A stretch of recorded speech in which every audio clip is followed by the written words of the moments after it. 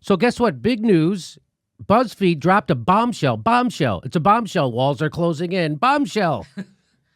And it said the news that Trump told his longtime lawyer, Michael Cohen, to lie to Congress is the culmination of more than a year of BuzzFeed news reporting. And this is how we got there. And the article says President Trump directed his attorney to lie to Congress about the Trump Tower meeting. And people went nuts. Look at that. Lawmakers vow to investigate Trump after bombshell report. The House Intelligence Committee will investigate a BuzzFeed News report revealing that President Trump ordered his longtime personal attorney to lie to Congress. Also, look at this. Democrats hit Trump with impeachment threats after bombshell report on Michael Cohen. Senator Dianne Feinstein suggested the president could be a criminal in light of BuzzFeed's report on his former attorney and Trump Tower Moscow deal. Here's what they you can't read this. I'll read it to you. It's just more of that. It's just more over the top stuff that the Senate Judiciary Committee is going to look in him and blah, blah, blah. But then guess what happened? Confusion. Mueller disputes the bombshell. Woo! So you see how this happens, right? So we've at least 50 times, and that's not an exaggeration, at least 50 times. A major story has broken, other people re-report it, and that story falls apart when it comes to Russiagate. Sometimes reporters get fired. Sometimes reporters get disciplined. Most of the time, no one does. This will be another one of those times. So Mueller comes out and disputes it, and here's what he said. This is the tweet from the author of the article, Jason Leopold. He tweeted this out, and this is what was said. A spokesperson for special counsel Robert Mueller, Peter Carr, disputed BuzzFeed News report. But, quote, BuzzFeed's description of specific statements to the special counsel's office and characterization of documents and testimony obtained by this office regarding Michael Cohen's congressional testimony are not accurate. So, Katie by the door, everybody's going crazy. And now let's bring in Aaron Matei, who's been doing the best work on the Russiagate narrative and debunking it, and all he does is asks for evidence. Hi, Aaron. How are you? Hi, Jimmy. So your latest piece was in The Nation, and we went over that in another video just a few days ago. Here we are just a few days later, same situation, bombshell report, and it turns out, it didn't happen. But the weird thing, Aaron, is that BuzzFeed is still sticking by this story. Did you know that? Well, they're doing some more reporting, they say. So that doesn't surprise you? Look, Russiagate has persisted by a stubborn refusal to look at the actual facts. And so I'm not surprised to see an outlet continue that trend. What's amazing is that they're doing so in the face of Robert Mueller denying the core of their story. But the problem is, they've been encouraged by media colleagues that have been playing along and doing the same thing. Even last night, I was watching MSNBC, and there was this weird refusal to come to grips with the fact that Robert Mueller, who never weighs in on anything, felt so compelled to weigh in on the story that he came out and he even denied it, which he's never done, which is just unprecedented and speaks to how ridiculous this story was. Which, by the way, it wasn't hard to see, as some of us immediately pointed out on Twitter when the story came out. Michael Tracy, Glenn Greenwald, myself, Max Blumenthal, plenty of people pointed out to all the holes in the story because there were many. It's hard to start with which one, but just the motive for Trump to tell Cohen to lie to Congress about a deal that went nowhere and never happened. Yeah, that's what exactly. That doesn't even make sense that Trump would tell him. And as dumb as everyone tries to make Trump, or as dumb as Trump may be, I don't think he's that dumb. He would A, make sure he had lawyer-client privilege if he said something like that to him, or B, have someone else say it to him. Yes, and the funny thing is that this is another thing in the BuzzFeed story. They said that Robert Mueller was able to piece together that Cohen was lying and that Trump had directed him to lie via documents, emails, text messages, and witnesses from the Trump organization. So you're saying that if Trump basically committed an impeachable offense, which is telling Cohen to lie to Congress, that Trump and his people are going to let that be documented in text messages, email, documents? Like, it doesn't make any sense, So like the motive, the means, none of it made sense. And that's just one of many holes there. But yet, look at the reaction, Jimmy. I mean, we all saw it in real time. News, as you say, news networks were, talking about impeachment. Democrats were talking about hearings. Everybody was tweeting out, boom, this is it, Walls are closing in. Walls are closing in. Walls are closing in. But yet, I guess, this is, as you said, this has happened so many times, but never before has it happened with Robert Mueller feeling compelled to come out and deny it, which is just pretty extraordinary. So that's the thing that I wanted to try to figure out with you. Why this incorrect, bogus story about Russiagate? There's at least 50 major bogus Russiagate stories that have had to have been retracted, right? Mm-hmm. Going back to Russia invaded the power grid in Vermont, but going back to that stuff. Remember that? Yeah, sure. And that story's still up. Anyway, so this keeps happening. You think they would? Why this story? Because nobody gave a shit about the other 50 stories. Why is this story making such a big deal? Because, that Guardian story that was completely ridiculous. It was almost a joke. We debunked it here by Luke Harding. The last thing that they just said on Manafort, he was actually doing the opposite. He was working for the West's interest in the Ukraine. And now, but none of that really had made as big of a splash that it had to be retracted. This one did, and it's because Mueller, right? That's why people are making a big deal. Exactly. And I think it's because, as you mentioned before, Democrats were coming out calling for impeachment. And, Chris Murphy, the senator from Connecticut, says that, Mueller needs to show us what he has now, because if this is true, then we need to begin impeachment proceedings. So, if you're Mueller, I think it's pretty hard. It's pretty hard to sit by as people from Congress are demanding that you speak out, Yeah. Which says that maybe if Congress had instead of fueling all this, if Congress had demanded answers earlier. For example, the whole central question here, and the whole thing that what so many liberals believe, especially those who watch MSNBC, is that Trump is literally a Kremlin asset. Yes. Right? So, if that's true, then don't you think we should if Mueller has found evidence of that, which is what everybody is so convinced of, that Mueller should tell us that as well, that literally we have a Kremlin asset in the White House? You would notice how. Go ahead. No, go ahead. Yeah, you wouldn't think that they would sit on that. Right, that there's literally a Manchurian candidate inside the White House, but we're going to, you know what? There's a time people need to know this, and it's not now. Really? Yeah. So I just want to show you. Go ahead. No. Well, just quickly. Speaks. Go ahead, Aaron. Just quickly, like that speaks to what the utility of Russiagate is. It's a performance. It's a bunch of pundits and politicians who've convinced themselves when convenient that this is what it is. But it's like ultimately it's being done to put on a show, to distract from real issues, to avoid the job of having to be a real resistance, to stand up to Trump in a real way, for pundits to get ratings for themselves, and to avoid doing their jobs and talking about real issues that go beyond hacked emails and Russian social media.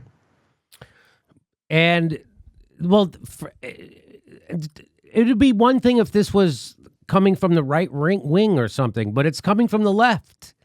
And even my friends, in the progressive left have repeated this breathlessly. They just, every fucking stupid story, they just uncritically repeat, no matter how many times these stories get proven to be bullshit. There's absolutely no evidence. And oh my God. And why is it important? Well, it's important because then exactly what you just said, Aaron, things that are important aren't being talked about. It sucks all the energy. We never really did an autopsy on the 2016 Democratic primary. We never put in things in place to make sure that didn't happen again. How do we know the next millionaire who runs for president isn't going to make a donation to the DNC and then run that goddamn thing the whole time? We never. So we're not talking about anything. And the people who actually did cheat in the 2016, we know for a fact cheated. Down in Brazil, leaked a question to Hillary Clinton. We know that's a fact. Nobody pays a price for any of that stuff. right? And now I just want to show you this. Now, this was extra ironic because BuzzFeed tweeted this out just a few days earlier. 27 people who fell for fake news that'll make you facepalm. It's kind of ironic. And then here's a good tweet by somebody named Aaron Matei. He says, I got some more people for you. It was too easy. It was too easy. Much too. So that's the irony, is that I've been pointing this out, is that the establishment screams and about fake news, and politicians scream about fake news. The biggest purveyors of fake news is the establishment press and the government. The government has always been the biggest purveyor of fake news. Okay, that's why the establishment media. That's why the media exists, so we can debunk their lies. Okay, except now the media and the government are owned by the same fucking people, which is why the media pushes the same goddamn lies that the fucking politicians do, because they have the same donors. Chuck Todd does a fact-checking segment sponsored by Boeing. Exactly right. Literally sponsored by Boeing. He's our nation's #1 newsman, and he never finished college, and now you know why they chose him. Because he doesn't have a goddamn problem with that. That's why he chose. That's why he fits the suit, baby. He's William Hurt in broadcast news, Chuck Todd. He doesn't see a problem with that shit. Just like Barack Obama didn't see a problem with the banks being bigger. He didn't see it as a problem. So it doesn't get fixed. So the military-industrial complex's hold on our media never gets taken care of because they hire guys like Chuck Todd who don't see a problem with it. Mm-hmm. So getting back to this story, here's Max Blumenthal.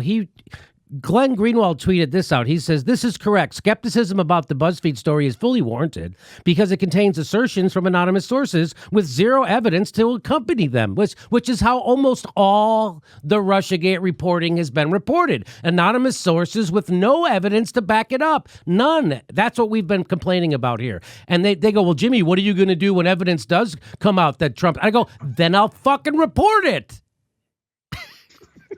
That's what I'll do. Oh, I'm going to ignore it. What? So Glenn goes on to say, but BuzzFeed itself has long been doing serious investigative journalism and has some great reporters. Well, that's nice. And then Max Blumenthal, he retweets that and says, agree that the actual substance of the piece, or lack thereof, should be the focus. BuzzFeed editors choosing to go with someone with a history of fabricating sources to run multiple dubious Russiagate stories with anonymous sources, including this one, can be addressed later. So he was kind of taking some of the sugar out of Glenn's fucking tweet there.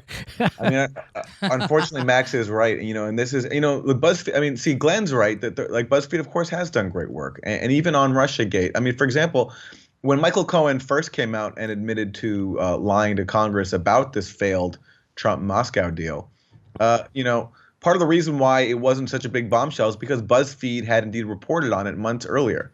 And they deserve credit for that. And we learned from BuzzFeed that, that this deal went nowhere, and that it was instead of being like a high level illicit transatlantic Kremlin Trump finance scheme, it was like a slapstick mafia comedy between yes. Michael Cohen and his colleague at the Trump organization, Felix Sater.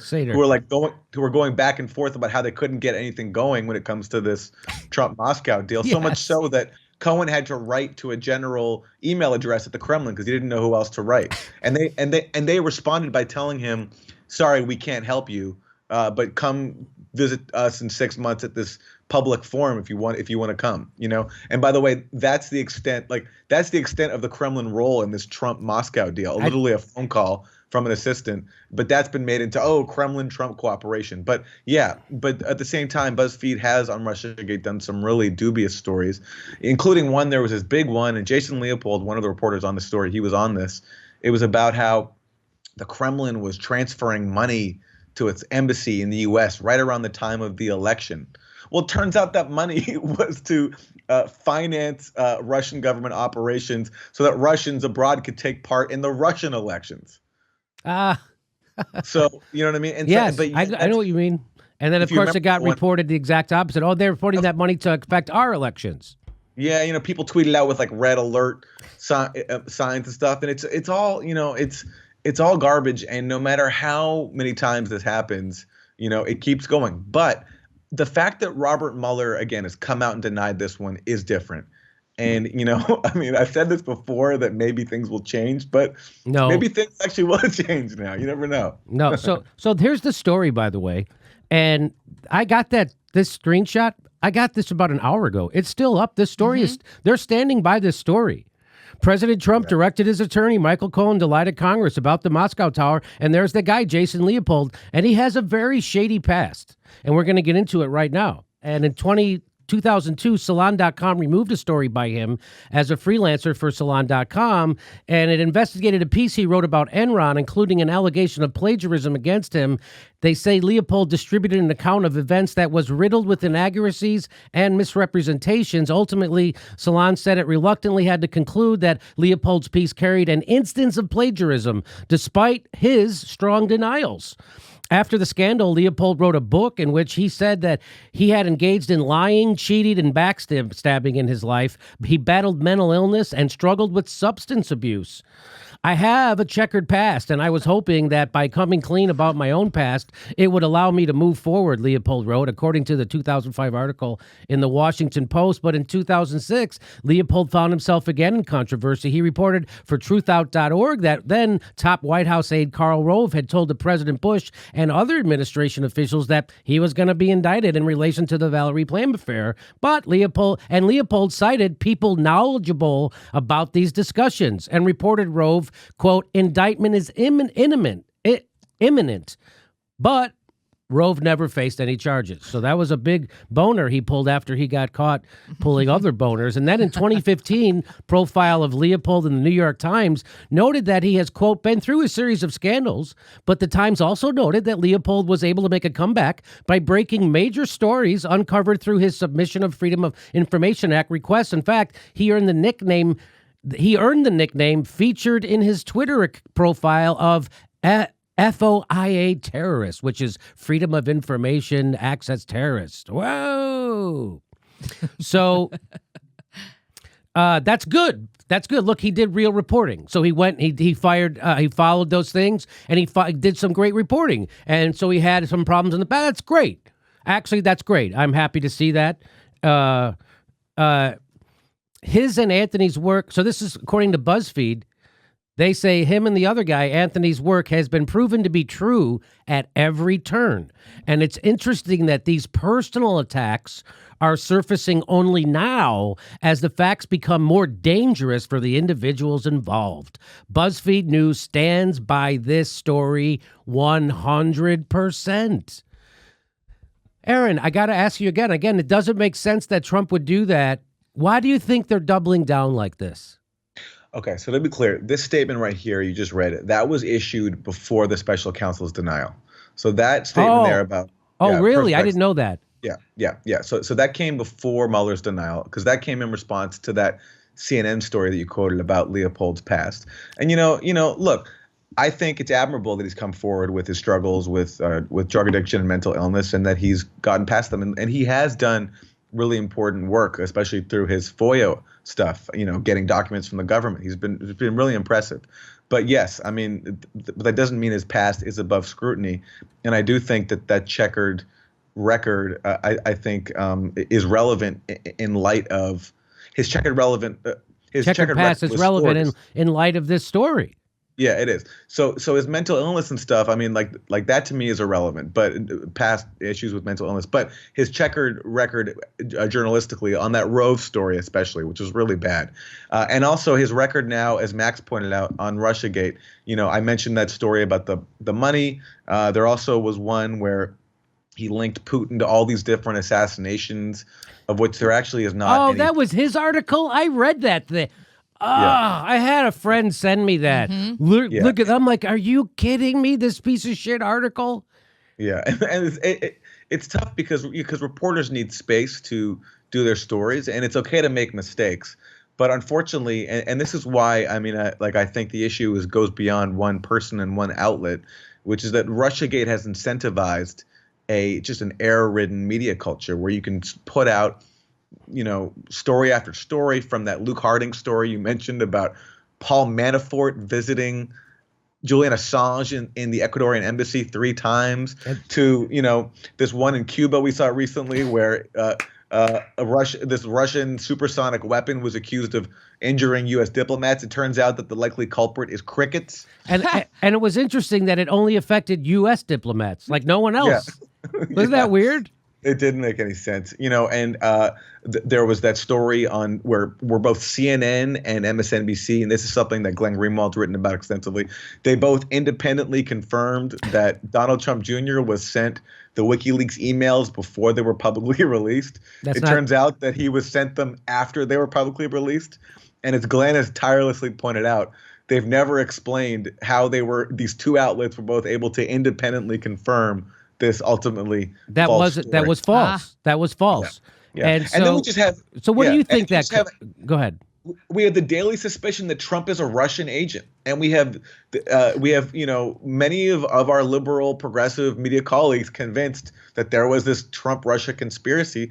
It doesn't dawn on anybody that there's been a total of 0 indictments so far alleging a Trump-Russia conspiracy, really anything about the 2016 campaign at all. And then no evidence has come out. But yet, people like us, Jimmy, are still considered to be on the fringe for putting this all out. And, if there's a silver lining in these debunked catastrophes like yesterday's story with BuzzFeed, it's that maybe people will keep hitting rock bottom enough where they realize that maybe it's time to rethink things. Yeah, that's never going to happen. I wish. I really do wish. Well, here's another point that Glenn Greenwald makes, Aaron, is that I would say there's 50 major stories that had to have been retracted about Russiagate that were incorrect. And you go, well, okay, so what? What? So they correct them, right? Well, as Glenn Greenwald points out, if it was just honest mistakes, you would expect half the mistakes to be wrong in one direction and half the mistakes to be wrong in the other direction. Exactly. But it's 50 stories. They're all wrong in the exact same direction. Yeah. And that's why this is propaganda by the establishment. So either the reporters are knowingly doing the bidding of the establishment, or that's what the establishment gatekeepers are letting through, or that's what they're encouraging. And as we all know, most reporters do self-censorship all the time. Exactly right. I was thinking today, I was like, if you're an anchor on MSNBC, like say, for example, Chris Hayes, who I know you like to pick on, and I like to pick on him, not as much as you do, but still sometimes. If you're him, he's a smart guy, and he's been peddling this nonsense for 2 years, almost never shows any skepticism. Like sometimes it kind of peeks through, right? Does it ever cross your mind, like, geez, like what if this entire thing I've been peddling,